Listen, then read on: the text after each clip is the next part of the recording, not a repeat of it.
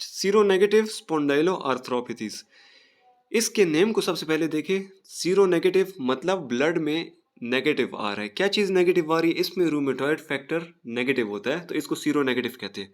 स्पॉन्डाइलो arthropathies, spondylo back, arthro joint pathies pathology, back के joint की pathologies. तो इसमें काफ़ी कंडीशंस आती है।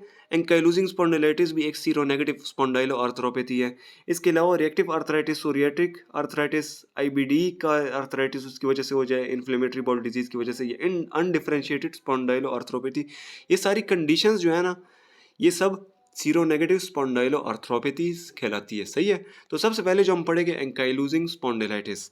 एंकाइलोजिंग स्पॉन्डिलाइटिस नेम को देखें, एंकाइलोजिंग, एंकाइलोजिस वर्ड से निकला है, इसका मतलब है सीधा, बैम्बू जिस तरह हो गया उसकी तरह सीधा होता है। स्पॉन्डिलाइटिस बैक की इन्फ्लेमेशन, बैक के जॉइंट्स की। तो एंकाइलोजिंग स्पॉन्डिलाइटिस जो है बैम्बू स्पाइन भी इसे कहते हैं। इसमें क्या होता है, इसमें बैक जॉइंट, बैक जो होती है वो बिल्कुल स्ट्रेट हो जाती है, वो देखते हैं बाद में। इसमें एंकाइलोजिंग स्पॉन्डिलाइटिस हो गया, सोरियाटिक आर्थराइटिस हो गया, रिएक्टिव आर्थराइटिस हो गया, इनमें जो है HLA-B27 प्रेजेंट होता है, उसकी स्ट्रॉन्ग एसोसिएशन होती है। लेकिन इसको डायग्नोसिस के लिए HLA-B27 को यूज़ नहीं किया जाता, क्योंकि ये 3% से भी कम जनरल पॉपुलेशन में पाया जाता है। अच्छा, ये कंडीशन जो है एंकाइलोजिंग स्पॉन्डिलाइटिस, ये मेल में ज़्यादा कॉमन है, 3 टाइम्स मोर कॉमन है।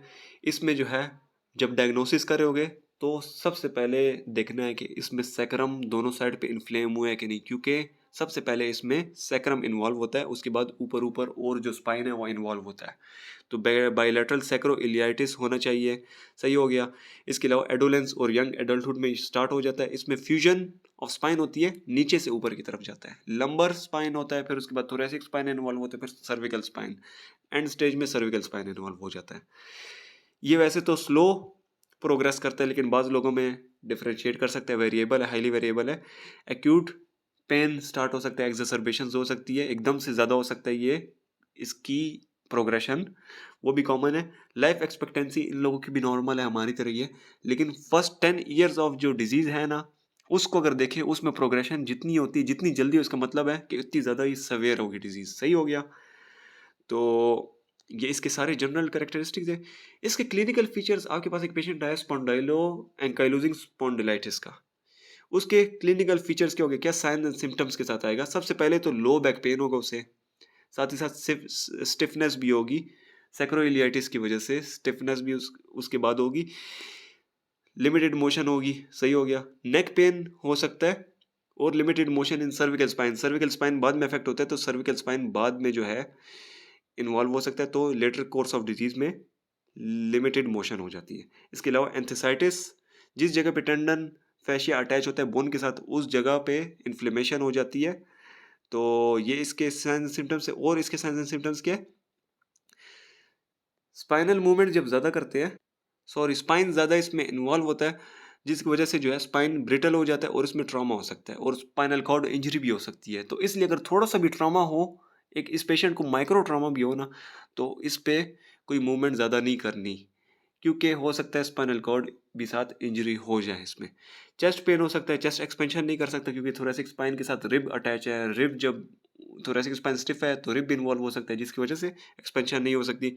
शोल्डर हिप पेन हो सकता है, क्योंकि जब ये जॉइंट्स इस्तेमाल नहीं हो रहे तो शोल्डर की मूवमेंट अफेक्ट हो सकती है, पेरिफेरल जॉइंट्स जो है अफेक्ट हो सकते हैं। कंस्टिट्यूशनल सिम्टम्स इसमें क्या आते हैं? Fatigue, low grade fever, weight loss हो सकता है। जॉइंट्स के अलावा क्या इसमें मैनिफेस्टेशंस आ सकते हैं? कौन से ऑर्गन्स इन्वॉल्व हो सकते हैं? आई की इन्वॉल्वमेंट हो सकती है, यूवियाइटिस हो सकता है, आइरिडोसाइक्लाइटिस हो सकता है। इसके अलावा और भी आर्टिकुलर, एक्स्ट्रा आर्टिकुलर फीचर्स जो है, जैसे कार्डियक के हो गए, रीनल हो गए, पल्मोनरी नर्वस सिस्टम, इनके भी फीचर इसमें हो सकते हैं, मैनिफेस्टेशंस हो सकती है, लेकिन बहुत कम केसेस में, रेयर होता है। सही हो गया। इसके अलावा लॉर्डोसिस ऑफ लंबर स्पाइन खत्म हो जाती है, जिसकी वजह से बंदा चल भी नहीं सकता सीधा होके, जो कि सवेयर और सिम्टोमेटिक होता है। और इस केसेस में जब लॉर्डोसिस खत्म हो जाए तो सर्जरी की तरफ स्पाइनल रिकंस्ट्रक्शन की जाती है।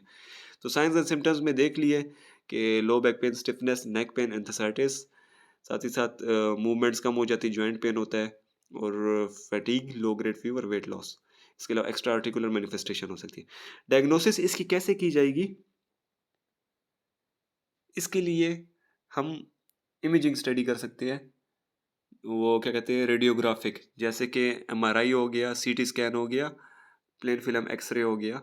इसके थ्रू हमें पता चल सकता है, एक तो सैक्रोइलियाइटिस नज़र आ सकता है, उसमें से स्क्लेरोसिस हुई होती है, सही है, थिकनिंग हुई होती है, और स्पाइन का पता चलता है, स्पाइन बैम्बू स्पाइन नज़र आ सकता है।